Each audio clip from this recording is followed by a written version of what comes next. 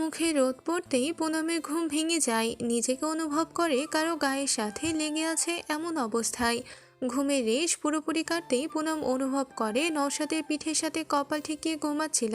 মাথার নিচে বালিশ নেই, নওশাদ একদম বিছানার এক পাশে শুয়ে আছে। পুনম বুঝে উঠে না নওশাদের পিঠের নিচে ও কি করছে। পুনম চটজলদি উঠে বসে, বিছানা থেকে নেমে গায়ের কাঁথা যার ভাগ নওশাদ সারা রাতেও পায় না, পুনম সেই কাঁথা নওশাদের গায়ে দিয়ে ওয়াশরুমে চলে যায়। ওয়াশরুম থেকে একেবারে ফ্রেশ হয়ে বেরিয়ে গায়ে ওড়না দিয়ে রুম থেকে বের হবে এমন সময় নওশাদ ঘুম ঘুম কণ্ঠে বলে, কোথায় যাচ্ছ? কিচেনে। এক কাপ চা দিও তো প্লিজ। পুনম চায়ের চও বানাতে পারে না। অবশ্য বিশ্ব আনাড়ি খেতাব যদি কেউ পাই তবে তা নিঃসন্দেহে পুনম ছাড়া কেউ হতেই পারে না। তাও মাথা নাড়িয়ে বলে, আচ্ছা ঠিক আছে। নওশাদ গায়ে কাঁথা টেনে পাশ ফিরে শুয়ে পড়ে। পুনম মোবাইল নিয়ে রুম থেকে বেরিয়ে যায়। রান্নাঘরে গিয়ে দেখে নিশা রুটি বেলছে। পুনমকে দেখে বলে, কিছু লাগবে? চা বানাবো। আমি রুটি বেলে বানিয়ে দিচ্ছি। দরকার নেই, আমি বানিয়ে। নিশা পুনমের কথা শেষ হতে দিল না, তার আগেই বলে, তোমাকে আমি সবসময় নিহার মতোই ভালোবেসেছি পুনম। কথাটা তুমিও জানো। অর্ক হওয়ার আগে যখন চাকরি করতাম তখন আমি নিজের বেতনের টাকায় একই কালার একই ডিজাইনের দুটো জামা কিনতাম। একটা বোনকে দিতাম, একটা ননদকে দিতাম। তোমাকে নিহার চেয়ে কম কিছু মনে করি না, আগেও করতাম না, এখনো মনে করি না। ননদ তো আবার মন চাইলে হয়তো হুবহু ভালোবাসতেও পারি না। আবার আমি তোমার ভাবি, মনে হতেই পারে তোমার ক্ষতি চাই, ভাইয়ের কাছে প্যাচ লাগাই, কিন্তু খারাপ করলেও খারাপটা পেতে হয়, এটা আমি সব সময় বিশ্বাস করি। পুনম তাকিয়ে থাকে নিশার দিকে। নিশা রুটি বেলতে বেলতেই বলে, তোমার ভাইয়ার সাথে বিয়ের আগে তোমার ভাইয়া একটাই কথা বলেছিল, কখনো যাতে তোমার সাথে আমার কিছু নিয়ে দ্বন্দ্ব না হয়। আমি কথাটা মাথায় রেখেছিলাম। তোমার বিয়ের এই প্রসঙ্গ ছাড়া আমাদের মধ্যে কখনোই ক্ষুদ্র থেকে ক্ষুদ্রতর বিষয়েও কথা কাটাকাটি হয়নি। এটার জন্য ক্রেডিটও তোমার। তুমি অমায়িক ব্যবহার করতে। নিঃসন্দেহে তুমি একজন ভালো ননদ। গতকাল আমার ওভাবে রিয়াক্ট করা উচিত হয়নি, সরি। পুনম দাঁড়িয়ে থাকে চুপচাপ। নিশা কাজ করতে করতেই বলে, তোমাকে সত্যি ওভাবে কথাগুলো বলা উচিত হয়নি, আমার খারাপ লাগছে ভীষণ। তবে একটা কথা জানো পুনম, বাবা মা কখনো সন্তানের খারাপ চায় না, আম্মাও তোমার খারাপ চায় না, ইভেন তোমার ভাইয়েরাও তোমার খারাপ চায় না। প্রীতমের সাথে তোমার দা কুমড়ো সম্পর্ক হলেও তুমি জানো তুমি দুই ভাইয়ের জান, ওরা তোমার খারাপ চাইবে? ওরা তোমাকে তাড়িয়ে কি স্বার্থ হাসিল করবে বলো? তোমার ভাইরা খোঁজ খবর নিয়ে তবেই তাদের আদরের বোনকে বিশ্বস্ত একজনের হাতে তুলে দিয়েছে। খারাপভাবে নিও না পুনম, তুমি বোকাশোকা। কার না কার খপ্পরে পড়ে যেতে তোমার ভাইরা সেই ভয় পেয়েছিল। যার সাথে তোমাকে রেস্টুরেন্টে দেখেছিল সে ছেলেও তো ভালো না, ওপেন বিড়ি সিগারেট খাই, তার সাথে তোমাকে একা রেস্টুরেন্টে দেখেছে। এক সপ্তাহ আগে তোমার বিয়ের জন্য গুঞ্জন উঠেছিল এবং তুমি আবার বিয়ে করতে রাজিও নাও। কি দাঁড়াই সব জোড়া লাগালে? তোমার ভাইরা ভীষণ ভয়ে ছিল, তাই বিশেষ করে তোমার বড় ভাইয়া। মানুষটাকে আমি দেখেছি তো জানি। তোমার বিয়ের কথা তোমার কাছ থেকে লুকিয়ে রেখে ছটফট করেছে ভীষণ। আমাদের ভুল অবশ্যই ছিল, শতভাগ ছিল আমাদের জন্য তোমাকে এতটা সমস্যায় পড়তে হয়েছে। আমি পরের মেয়ে, আমি খারাপটা চাইতেই পারি, কিন্তু তোমার ভাইয়েরা, তোমার আম্মু তোমার খারাপ চাইবে না। তাদের নিয়ত সৎ ছিল, বাকিটা কিসমত। নিশা রুটি বেলে বলে, ছেলেটা ভালো, মানিয়ে নেওয়ার চেষ্টা করো। সংসার মানে অ্যাডজাস্টমেন্ট। আমার লাভ ম্যারেজ হওয়ায় তোমার মতো সমস্যা আমার হয়নি হয়তো, তবে আমিও অ্যাডজাস্ট কম করিনি। আমার সাথে আমার কম ঝগড়া হয় না। হাই প্রোফাইলে চাকরি ছেড়ে দিয়েছি সংসার সামলাতে, মানিয়ে নিয়ে হেলে দুলে জীবন কাটিয়ে দিচ্ছি। তোমার বড় ভাইয়ের কাজকর্ম মাশাল্লাহ, ভালোবাসার বিষয়ে ভালোবাসার বিয়ে বলে সব সহ্য করছি। মাঝে মাঝে অর্ডার দিয়ে দৌড় দেয়, সব তো পেতে পড়ে হাতের সামনে। কখনো খারাপ ব্যবহার করেছি? ক্লান্ত আমি হই না? এগুলো অ্যাডজাস্টমেন্ট না? অ্যাডজাস্ট করে চললেই ভালো থাকবে। তোমার কপালে নওশাদ ছিল বলেই ছলে বলে কৌশলে ও তোমার সাথেই বিয়ে হয়েছে। সুখী হবে তুমি। তোমার আম্মু ভাইয়ের দোয়া আছে তোমার সাথে। পুনম নিশার পিছনে এসে দাঁড়ায়, ধীর কণ্ঠে বলে, সরি, আমারও তোমার সাথে ওভাবে কথা বলা উচিত তো হয়নি। সরি বলতে হবে না, ছোট মানুষ, এখনো কিছুই বুঝতে পারছো না। তুমি তোমার জায়গায় শতভাগ ঠিক। তোমার কোনো ভুল নেই। আমাদের জন্য তোমাকে দুদিন অনেক সমস্যাই ফেস করতে হচ্ছে। তখনও বলেছি, এখনো বলছি। তবে আমাদের দিকেও বিবেচনা করে দেখো। আমরা তো তোমার ভালোই চেয়েছিলাম। প্রীতমকে যেভাবে ওর বন্ধুরা বলেছে ওর বোনের ভবিষ্যৎ নিয়ে ভয় হওয়াটা স্বাভাবিক না? আমার মেয়ের ভবিষ্যৎ নিয়ে ভয় পাওয়াটা স্বাভাবিক না? তোমার চাচাতো বোনই তো এমন করে পালিয়ে গেল, চাচাদের মান সম্মান কোথায় রইল আর? তোমার বড় ভাইয়া চাচ্ছিল না অমন ভালো ছেলে হাতছাড়া করতে? এটাই। পুনম চুপচাপ দাঁড়িয়ে আছে, কেবল ওর মনে কি চলছে তা বোঝা মুশকিল। নিশা চুলায় চায়ের পানি বসিয়ে দিল। সবাই সবার জায়গায় থেকে ঠিক। নওশাদ কেমন তা তো আমি জানি না, তবে কালকে যতটুকু কথাবার্তা মনে হলো না খারাপ। আবার ওভাবেও বলা যায় না, মানুষ তো কত রকম অভিনয়ই করতে পারে। তবে মাথায় রেখো, কেউ পারফেক্ট হয় না। সবার একটা না একটা খুঁত থাকবেই। নাটক সিনেমায় দেখায় হাজবেন্ডরা বউয়ের জন্য এটা ওটা করে ফেলে, ওটা করে এটা করে, এসব আজাইরা জিনিস।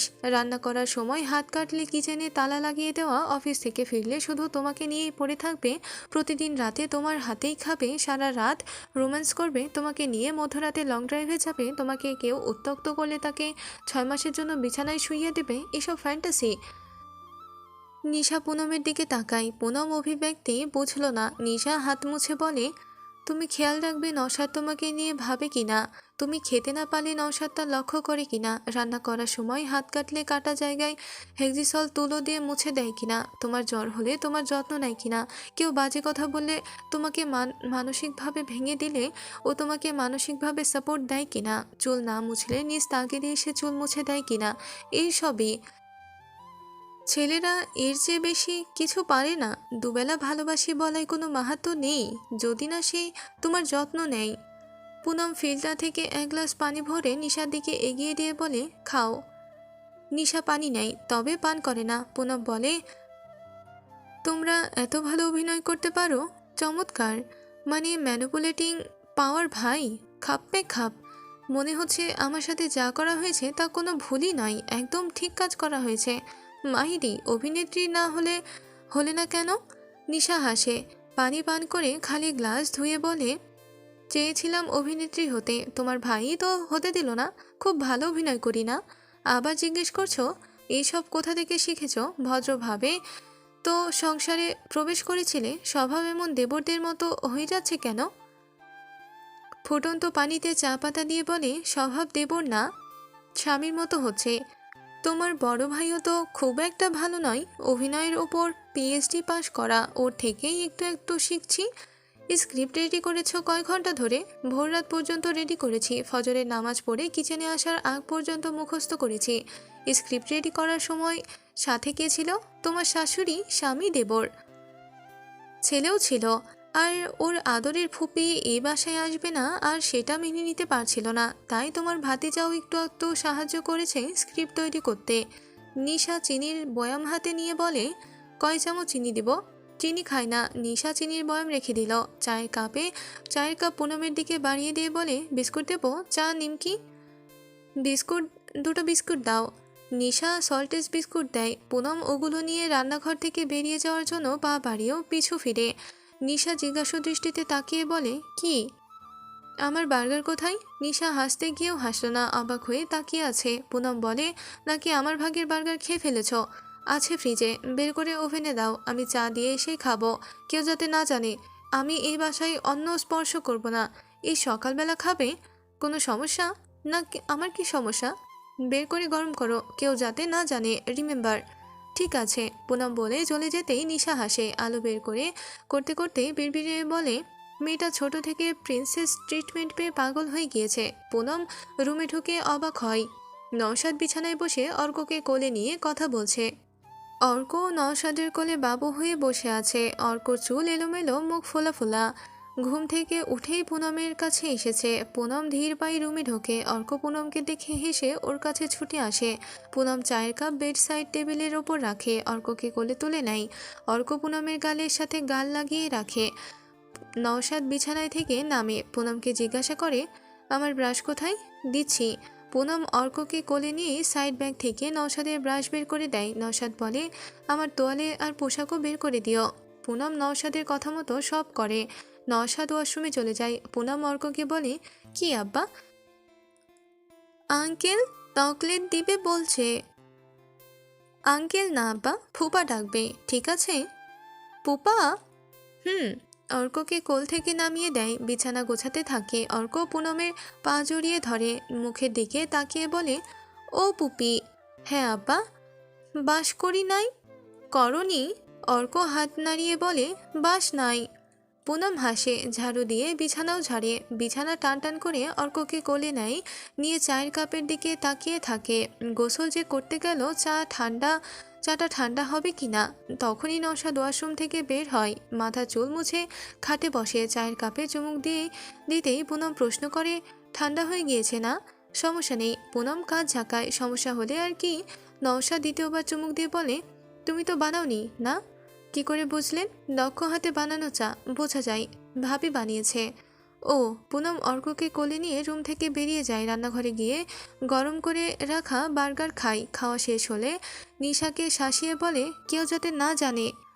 অর্ককে নিয়ে নিশা প্রতীকের রুমে ঢোকে। প্রতীক কাজ করছিল। পুনম ওদিক না তাকিয়ে অর্ককে নিয়ে ওয়াশরুমে ঢোকে। প্রতীক তাকিয়ে থাকে। পুনম অর্ককে ব্রাশ করিয়ে দেয়। বের হতে প্রতীক বলে, পুনম, আমি কানে কম শুনি।